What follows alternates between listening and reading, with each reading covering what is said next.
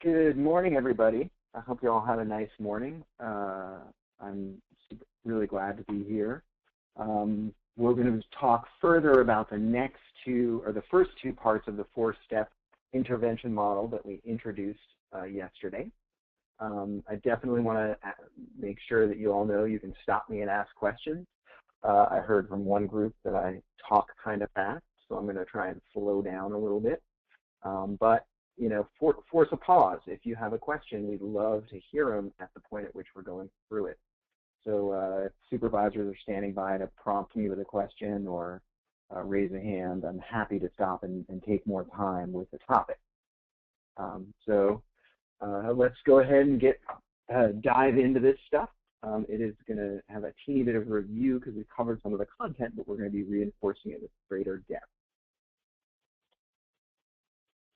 So to refresh, there are 4 steps in the 4-step intervention model. We're tricky that way here at LGC and CivicSpark. We're going to be covering the first 2 in greater depth today. And this period of time, we have about an hour and a half. I'm going to speak only for about half an hour, and then, Larry, I see your notes. Yes, I do talk fast at times. We're going to spend a half an hour going over these 2 elements in a presentation format, and then we have an activity using the city of Encinitas as an example where we're going to sort of go through some of these processes. You guys are going to do that regionally to see how that might work. It's obviously not complete, nor is it exactly what it will be like, but it should give you a flavor for the kind of steps you'll go through, particularly on the gap assessment side.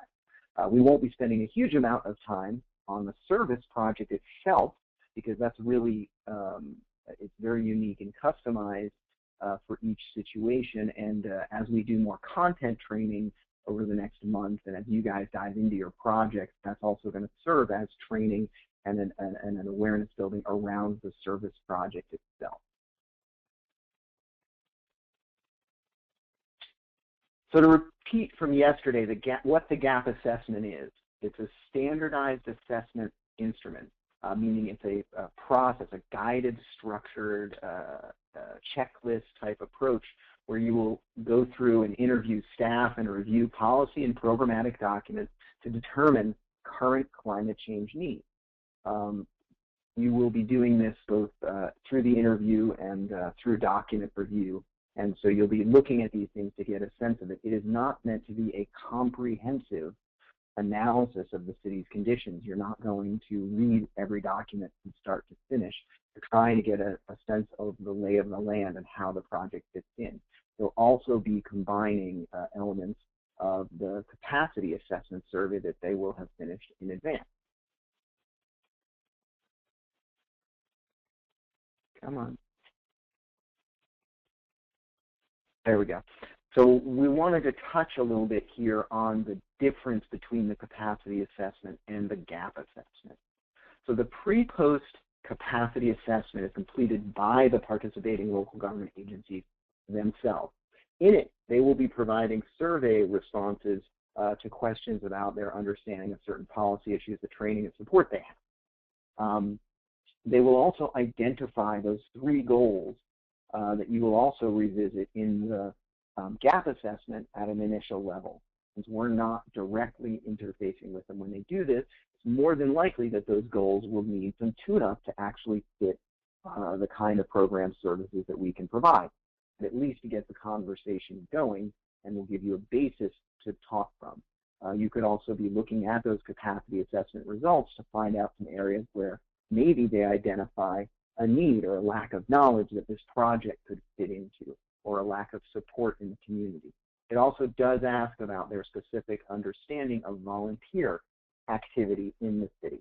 So that should be useful in your gap assessment. So you're using the gap assessment to better understand the local context, the capacity needs, the project goals, and the community engagement opportunities. It's a tune-up on those goals and a way to connect the project to the goals more clearly, and also to set expectations for what it is that you're going to be doing and how we go about doing it. You will have another asset, we hope, by the time that you do the gap assessment, which is their scope. that they've identified as part of the contracting process for a CivicSpark project. So they have to, because they're essentially in many cases funding the work in part through a match process, they will also be outlining the scope of work that they see doing, and so you should have that as a reference point in your discussion. So you'll be going into the conversation somewhat informed. You'll be able to do some work in advance if you like to look at some documents, but you'll get a sense from them also of how this fits in. We would like, ideally, this gap assessment to be very much integrated into the overall project in such a way that it really feels like a natural first step for you and them in terms of launching the project.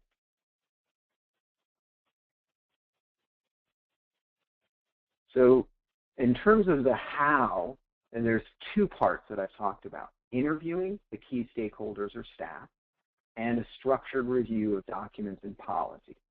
The interview is probably the most important piece because it's a relationship building activity. You'll talk about needs and barriers to action. You'll talk about volunteer engagement opportunities and approaches. You'll talk about the transition approach that works for local government. In some cases, as much as we try to front load this concept for our partners, they may go, volunteer engagement? What volunteer engagement? We don't want that to be an awkward conversation. We've made it very clear, but we should talk about it in such a way that they understand this is an opportunity for them. And when we talk further about volunteerism tomorrow, we can talk about that approach. But we really want them to see it as an additive benefit, not as a bolt-on piece. The same thing with the transitional piece. We want to identify with them what's the natural stopping point for this project or your role in this overall project that provides an opportunity to do something that helps to carry the day forward. So it can be a very great conversation. There's no reason that your supervisor doesn't have to be involved depending on their schedule. It may require a couple of conversations when you get, as they start to understand. But we want to use that opportunity to clarify the project scope and clarify the goals and make sure those goals are realistic and achievable during the term of service. So I've already seen a couple of examples where a city gave me a goal that was their overall project goal for the entire project in their mind for multiple years. So they want to see, X achieved by 2016. Well, we'll never meet that goal if that was a goal that we actually stuck with. So we need to find the goal that fits your service, and that's going to be something more modest or contained in many cases, and we need to make sure it can be done. And so that's a conversation, and you may not know the exact answer to that, and there can be a back and forth dialogue with your supervisor and or with Kristen and I to say, what's a good goal? It doesn't have to be fixed in that point, that you will carry those goals back to, for confirmation, your project contacts. By and large, these interviews maybe with one or two people, depending on the project and the structure of the community. It does not have to be a large swath of the local government. There will be a person or two who have done the capacity assessment, and that's the natural starting point. If you feel like, however, there's somebody else, or they say somebody else should be involved, that's to be determined. As far as the structured review of documents and policies, you're going to be looking at the major products the city has invested in to date in terms of a report or plans or policies that are setting the stage for how they're approaching climate action. A climate action plan is the most obvious one. A general plan is another one. Particular ordinances related to how the city operates with respect to environmental policies, committees they may have set up. That's all going to inform your understanding of how this project fits into the overall needs and direction of the city. After the gap assessment, you're going to be defining these goals, the three capacity building goals. One is related to staff development, and that refers to the what the staff themselves hope to get out of it, to come away informed or trained on or more capable of doing. A project outcome, and that's usually the more obvious one. It might be a report or a study or a project. And a plan for sharing that knowledge about the outcome. So the transitional piece and somewhat the volunteer engagement. Those three goals will be defined. You'll vet them and get them approved and put them down on paper, because at the end of the project, we're going to go back to the city and we're going to say, Did we meet these goals? If we didn't, we did not succeed in part. If we did, hurrah, we have success. The other thing that will come out of this is more specificity around your project and a definition of what the role for volunteers is going to be in this effort and how we're going to transition that expertise through an event or activity. To give you a little bit more language around these things, these are how we describe the capacity building goals for staff development, project development, and diffusion of knowledge. So these are example ones. Agency staff have a deeper understanding of community needs or challenges. They receive technical training and knowledge, or they engage in a behavior change campaign. For project development, you might have completion of an X, Y, or Z project or program. For diffusion of knowledge, we want to say something like provides clear understanding of project results to elected officials, development of a plan of action post CivicSpark. So how is this going to go forward? And those are the goals that we hope to achieve through the project. Now these goals and your project as a whole, as I mentioned, need to be realistic and achievable. So these goals need to be scaled to the right size of the project. If you've got a 200-hour project and there is a massive goal attached to that for staff development or diffusion of knowledge, that's not going to be doable. You don't want to see that. Talk with them about, what's realistic and achievable during the period of time that we have, and you will know in advance what a given project's total project hour budget is. As far as the deliverable, which will be documented on Encore, it's an expectation that you will complete this within 2 weeks after the start of the project. Now, the start of the project refers to the start of the gap assessment period, not the start of maybe some of the training or developmental activities you do. So you may have contact with the city, you may talk to them about something, but once we really kick into the sort of active gap assessment activity, the structured review of documents and interviews, then we want to see that get done within a couple of weeks. If you have any questions, this isn't a hard and fast deadline exactly. We want to see it done quickly because we want those goals developed, but we also want to give you the time you need to get the information done.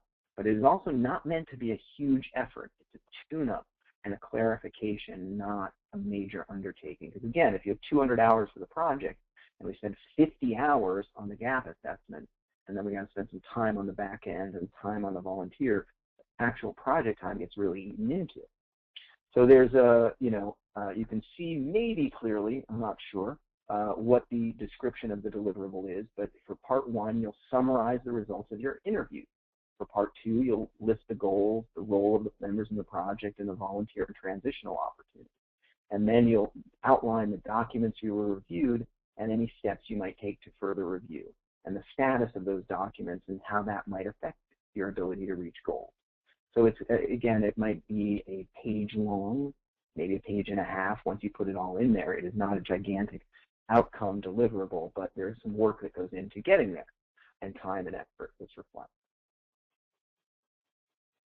So I just want to touch on this, which is that you're going to use the gap assessment to inform your work plan.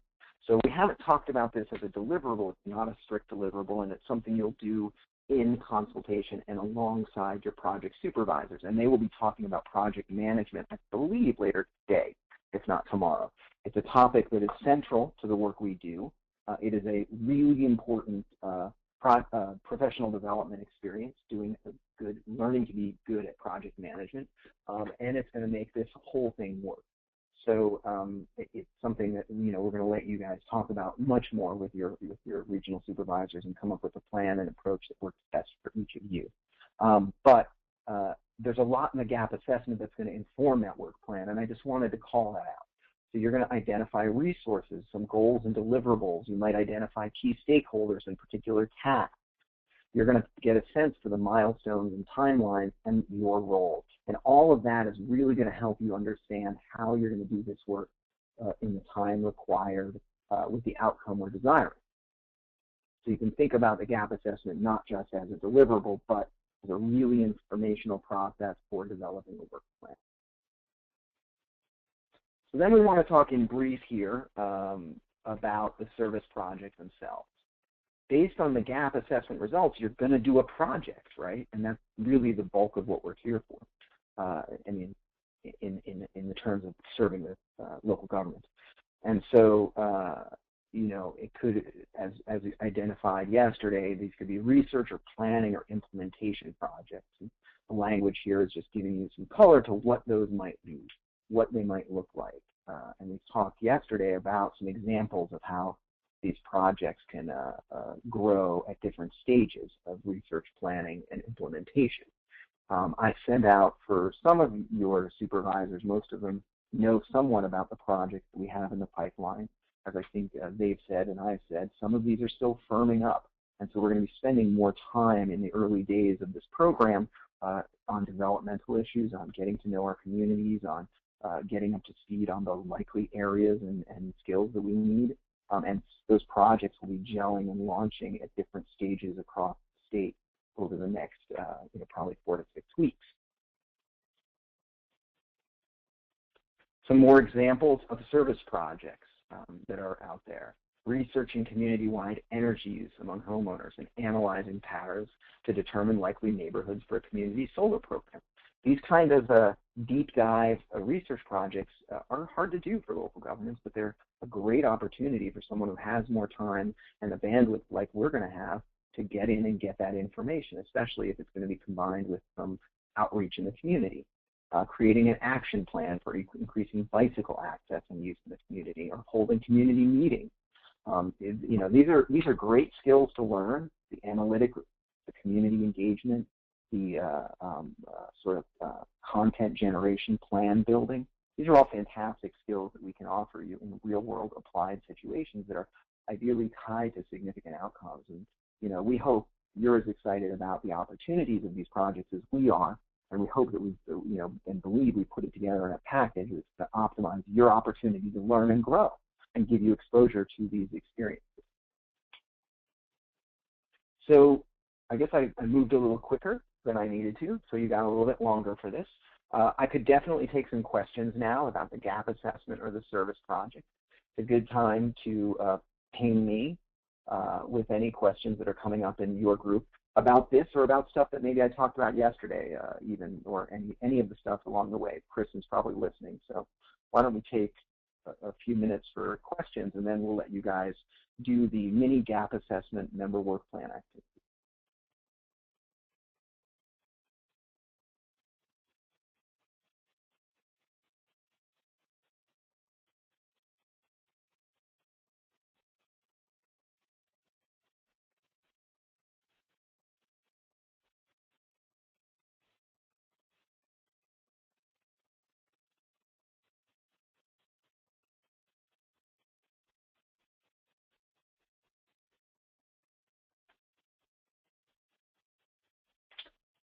Barb in the Sierras is having a question about the pre-gap assessment. Who is responsible for completing that with project sites?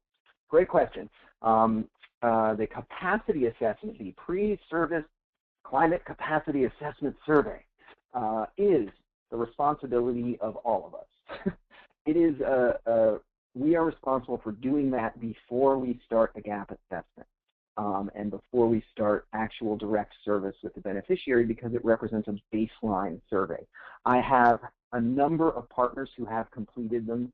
At least some of their staff have completed them, about 17 different agencies.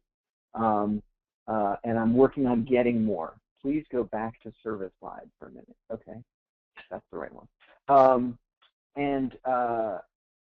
So it's in part my responsibility because I am cultivating these projects. It is also something that can be initiated at the local level through the supervisor as they start to have conversations with the partners.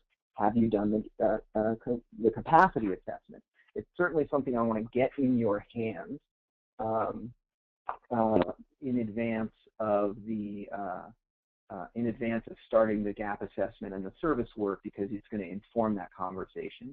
It's also something, frankly, that the members in their initial conversations, it's sort of pre-gap assessment, can initiate. There's also some additional data collection about the sort of eligibility issues that we might ask the members and the supervisors to work on. And these are questions that require a little bit of searching for data or asking about data about the city in terms of its unemployment rates and staffing and some other questions. So you all can be involved in that, and we're trying to sort of get as much ready as we can. I hope that answers your question. There was another question about, is the gap assessment considered standard service hours or prep? It's considered direct service. It is a part of the direct service delivery. And so in that case, you would be tracking it with beneficiary and as direct service.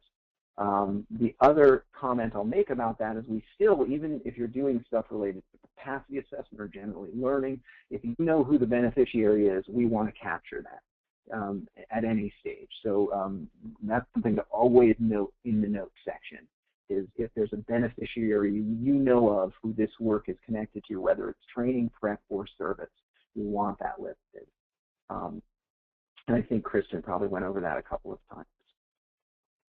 Is only one gap assessment completed per project, or does each member need to do one? Great question. No, just one gap assessment per project. And if a team is working on it, you might combine forces. One person might head out and do interviews while the other looks at documents, and you compare notes and you write it up.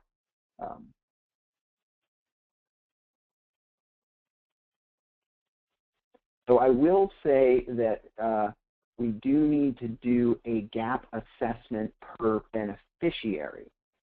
So a project might have multiple beneficiaries, and we need to go through all of these stages with each beneficiary, and that includes the capacity assessment and the gap assessment, and et cetera. Now, if you have a multi-beneficiary project with some similarities, there's going to be overlap there. And so you would, for example, during the document review, if it's a water conservation project across 3 jurisdictions and we're doing the same thing in every area, some of the document review would be completely transportable because they're going to have some of the same policies and programs in place. The interview could be also done as a group interview if that's appropriate to that multiple beneficiary project, but we should be filing a gap assessment for every beneficiary. And they will also, likewise, every beneficiary will be setting goals, and those goals will be agreed on, and we will be measuring at the end of the project their achievement of those goals.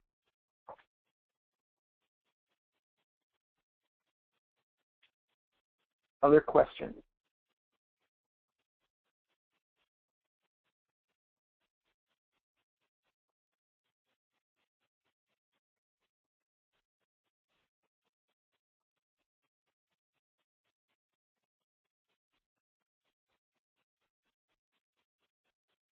Okay. Well, if we don't have any questions at this time, I will disappear into the ether, as I seem to do on a periodic basis, and leave you guys in your regions to do the activity. I'll leave this slide up if that's useful, or another slide for the project, but you should all have instructions for the gap assessment activity. We will be standing by for the next hour if questions come up around the gap assessment and the process that we're going through, and happy to answer those as appropriate. So enjoy, but I will be muting myself. And I'm going to jump in really quickly. I actually changed the slide back to the gap assessment slide because you'll notice on the right it's the gap assessment deliverable. Hopefully you guys can see that deliverable at least somewhat clearly. This might be a good ending stage for your activity today after you sort of take time to develop the different steps that you would work through for the gap assessment for the city of Encinitas. Then you can look through and see what you would then have to report back to us at the end of that gap assessment. So this slide might be nice just to have those different pieces.